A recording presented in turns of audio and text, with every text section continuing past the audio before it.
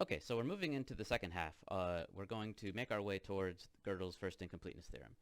And I mentioned in the beginning that this was going to be essentially a proof of the first incompleteness theorem by way of brazen overuse of the Church-Turing thesis. And I spent a lot of time talking about the Church-Turing thesis, and you're probably wondering, you're probably sick of hearing about the Church-Turing thesis. You're like, could you get on with it and do something?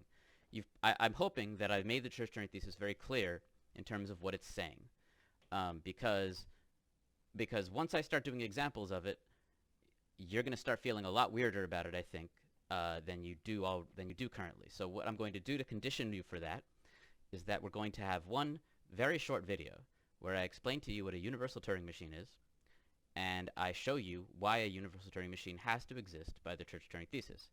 And this video is going to be very short, and you're going to walk away from it feeling utterly unsatisfied, but nonetheless completely convinced. So let's get started on that. So what is a universal Turing machine? Well, a universal Turing machine is, in a sense, more of a computer than you're used to in terms of what we've been talking about. So what we've been talking about so far are machines that do specific tasks, right? I talk about a Turing machine that adds numbers, or a Turing machine that detects palindromes, or figures out if a number is factorable, right? They do specific things. But what your computer does, the one that you're using to watch this, is it does, well, anything, right? It does what you tell it to. And how do you tell a computer to do something? Well, you feed it a program.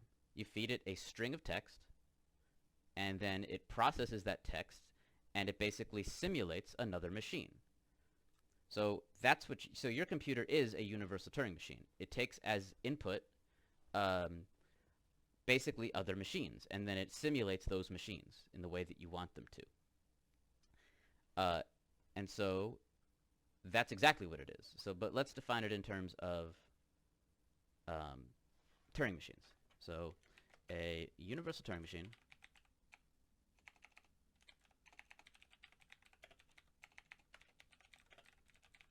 which will often denote UTM,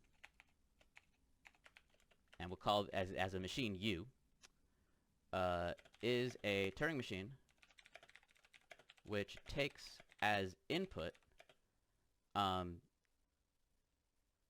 two inputs, right? It takes in two inputs. One, it takes another Turing machine,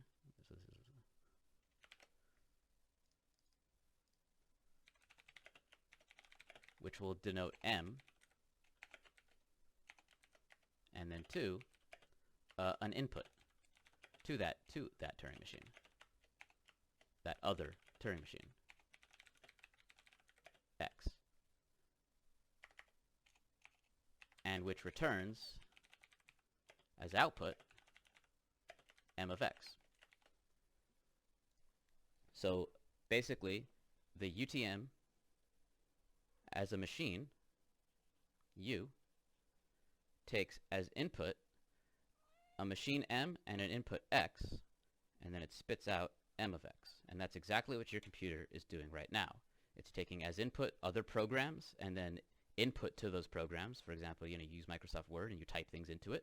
You're giving that program input, and then your overall machine, your universal machine, your operating system essentially, is producing M of X continuously. And that's exactly what a universal Turing machine does. So, and by the way, this might look strange. Another Turing machine as input. How does that work? Well, remember, just like your programs that you write, when you write a program and you have it run, that's a finite program. You write essentially any program you write in Java or C++ or whatever, that is essentially a finite string. And we noted that Turing machines, you could write them down on paper just like that. If you recall the addition, the Turing machine we designed that performs addition, we just kind of wrote the instructions down one at a time. And we noted that you only need to write down a finite number of them. And so Turing machines are finite strings. You can code them easily, naturally, as finite strings, because I can write down, not because, but, I can write down a string, little m I'll call it, which syntactically specifies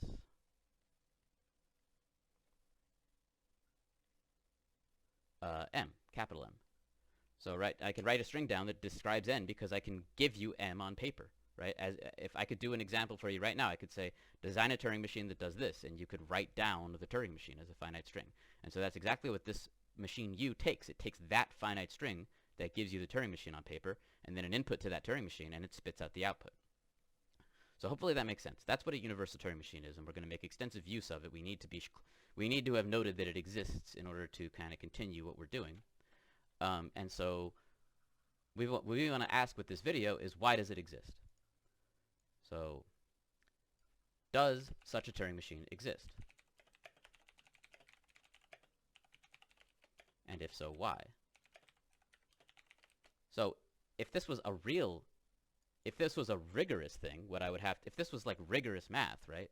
Then what I would have to do is design one for you, like actually explain how it works.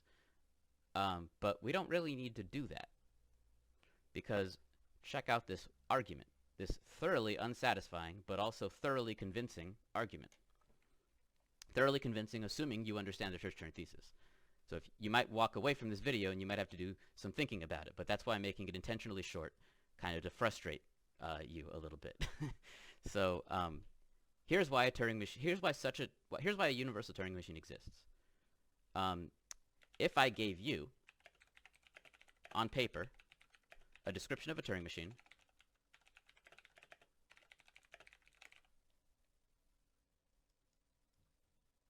M, we'll call it M,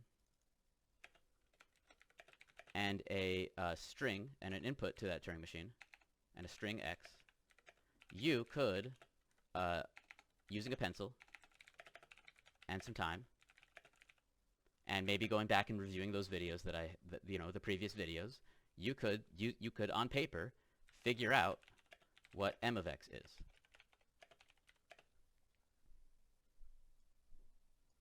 So you could compute M of X yourself on paper. If I gave you the Turing machine as a string, and I gave you the string input to that Turing machine, you could on paper crank it out, just using what you know, using the kind of interpretations of it that we've been talking about, and you could figure out for me what M of X is.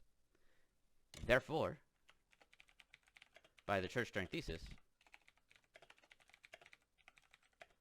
such a machine, there exists a machine which does this, i.e., it's a universal Turing machine.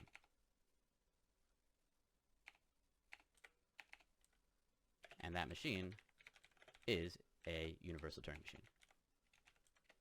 In other words, a universal Turing machine exists. We don't have to design one. And the reason that it exists is because we said already, remember, we said, if you can do it, we said, if you can do it on paper, then there's a Turing machine for it. Right? That was the Church-Turing thesis. That's how we stated it. If you can do it on a paper, then there is a Turing machine for it. And you all agreed to this already. And so if you agree to this, which you said you did, are you a liar? If you agree to this, then this is a sufficient argument for why there exists a universal Turing machine. And that is where I'm going to end the video, and that is an example of the Church-Turing thesis, which we are going to, again, we're going to use it over and over and over again, and it's going to be fun.